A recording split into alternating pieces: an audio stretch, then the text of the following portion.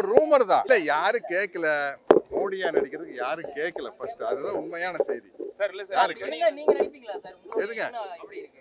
எதுங்க இந்த கதாபாத்திரத்துல நீங்க நடிப்பீங்க. அதுதான் உள்ளது உள்ளபடி எடுத்து நடிக்கலாம்னு சொல்றேன். சார் இல்ல சார் நீங்க குறிப்பிட்ட ஒரு 2-3 டைரக்டர் சொன்னீங்க சார். அவங்க கொஞ்சம் நல்லா எடுப்பாங்க. படம் எடுக்கிறதே தப்புன்னு சொல்லி நிறைய பேர் இல்ல பேசுறாங்க. அதெல்லாம் தனியா. அதெல்லாம் கருத்து சுதந்திரம். யார் வேணாலும் என்ன வேணாலும் படம் எடுக்கலாம். இன்னைக்கு அந்த மாதிரி நான் வெற்றிமாறன், பாரஞ்சித், மாரி செல்வராஜ் போன்ற டைரக்டர் தான் நான் வரவேற்கிறேன்.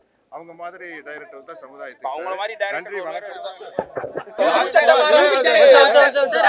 ஒவ்வொருத்தரா கேளுங்க. ஒரு மியூசிக் டைரக்டர் ப்ளூ சட்டமா மாறன் வந்து போன படத்துல உங்களுக்கு அவங்களுக்கு ஐயோ ஒண்ணு இல்ல பாவம் நல்ல மனுஷன் தான். அதெல்லாம் சார் அந்த அவர் கருத்து ஒண்ணு சொன்னாரு.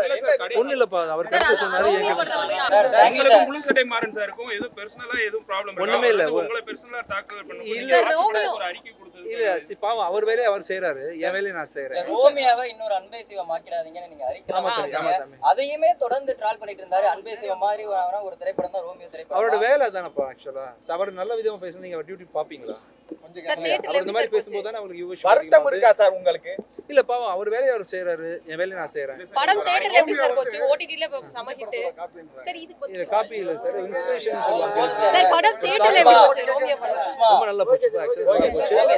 ஓடிடி நல்லா போய் டிவில நல்லா போயிட்டு இருக்கு ஆக்சுவலா. ரோமியோ படத்தை பத்தி ரோமியோ படம் வந்து இல்ல சார் ஆக்சுவலா ராஜா சார் வந்து ஒரு டைம்ல ஆடியோ லேபிளே வச்சிருந்தாரு. அவர் ஆடியோ லேபிளே வச்சிருந்தாரு. அவர் வந்து சொந்தமாவே audio label I think Echo அப்படின்ற கம்பெனியோட ஓனரே அவர் தான் நினைக்கிறேன். அவர் ஃப்ரெண்டோட பேர்ல வச்சு நடத்திட்டு இருந்தாரு. ஓனர்ஷிப் உள்ள பாடல்களுக்கு தான் அவர் வந்து ஒரு ராயல்ட்டி கேட்கறாரு. சார் எல்லா படத்துக்கும் எல்லாத்துக்கும் சம்பளம் வாங்கிக்கிறாரு. இல்லைங்க சார், இருந்தாலும் அவர் ராயல்ட்டி கேட்கறாரு. இப்போ பில்டிங் கட்டுற கொத்தனாருக்கு பில்டிங் சொந்தமா இல்ல ஓனருக்கு சொந்தமா? சம்பளம் வாங்கின படத்துக்கு கேட்கணும்னு எல்லா படத்துக்கும் சம்பளம் இல்ல வாங்கல. ஆக்சுவலா அவர் படத்துக்கு சம்பளம் வாங்கல. இல்ல சம்பளம் வாங்காத படத்துக்கு அவர் கேட்கலாம். பிளஸ் அவர் ஆடியோ கம்பெனி வச்சிருந்தாரு. அவர் எக்கவுண்டர் ஆடியோ கம்பெனியோட ஓனர் வந்து அவர் தான். ஸோ அது அந்த கம்பெனியோட பாடல் யூஸ் இப்ப அந்த கண்மணி அன்போடு காதலன் அந்த பாட்டோட உரிமம் வந்து பிரமிட் மியூசிக் அப்படின்ற அந்த நிறுவனத்திடமிருந்து அந்த மஞ்சுமல் பாய்ஸ் படக்குழு வந்து வாங்கி இந்த ஒரு தொகைக்கு வாங்கி அந்த பாட்டை வந்து யூஸ் பண்ணிருக்காங்க. பட் ஆனா வந்து ராஜா சார் வந்து இல்ல அந்த பாட்டோட உரிமம் என்கிட்ட தான் இருக்கு, என்கிட்ட கேட்கணும் அப்படின்ற மாதிரி அவர் வந்து 1 கோடி ரூபாய் கேட்டு வந்து நோட்டீஸ் அனுப்பியிருக்காரு. நீங்க ஒரு இசையமைப்பாளரா சொல்லுங்க சார். அந்த சாங் வந்து நீங்க ஒரு சாங் கம்போஸ் பண்ணீங்கன்னா அந்த சாங் வந்து உங்களோட உரிமமா இல்ல வந்து அது வந்து நீங்க ஒரு ப்ரொடியூசருக்கு இது பண்ணி ராஜா சாரோட ஓனர்ஷிப்ல இருந்த கம்பெனி இருக்கு இல்லையா, அது பேர்ல இருந்தா அது வந்து அவரோட உரிமைன்னு சொல்லலாம்.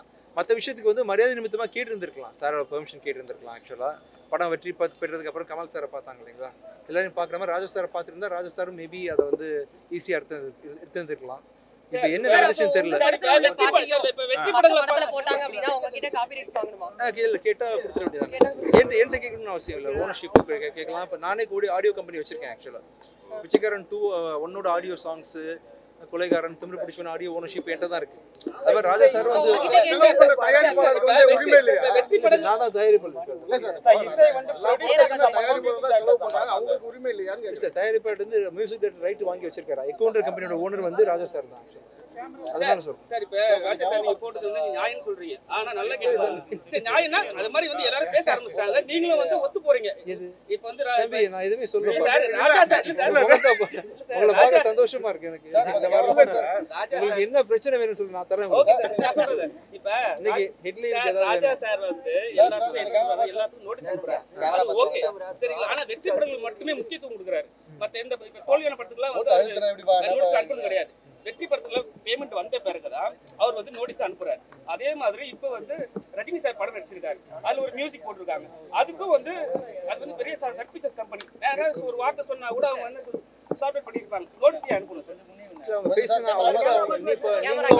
நீங்களும் உங்க ஃப்ரெண்டு நேற்று என்ன பேசிட்டீங்கன்னு தெரியாது இல்லையா, பர்சனல் விஷயம்ன்ற மாதிரி.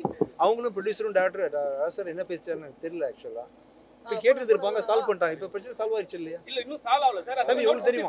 சொல்லிருக்காங்க சார். எப்படி கேள்விப்பட்டிருக்கேன் சார். இல்லப்பா சால்வ் ஆயிடுச்சு. நடிகரா ரொம்ப பிஸியா இருக்கீங்களா சார்? ஏன்னா இசையில வந்து இப்ப அதிகம் பார்க்க முடியறது கிடையாது. மாதத்திற்கு ஒரு படம் வந்து கண்டிப்பா உங்களோட விஜயன் சார் படம் இல்லாம கரெக்டா வந்துட்டு இருக்கு. ஒரு நடிகரா ரொம்ப பிஸியா இருக்கீங்களா சார்? மியூசிக்ல எப்பயாவது கம்பேக் பார்க்க முடியுமா? பண்ணலான்னு இருக்கேன். இது வரைக்கும் ஆக்சுவலா நான் நடிக்க வந்ததுல இருந்து மற்ற படங்களுக்கு நல்லா ஃபோக்கஸ் பண்ண முடியல அப்படின்றதுனால மியூசிக் பண்ணல. ஸோ இந்த வருஷம் எண்ட்ல இருந்து அதர் மற்றவங்க படங்களுக்கும் மியூசிக் பண்ணலான்னு இருக்கேன். அப்பனா இந்த ஆக்டருக்கு சார் பண்ணுவீங்க?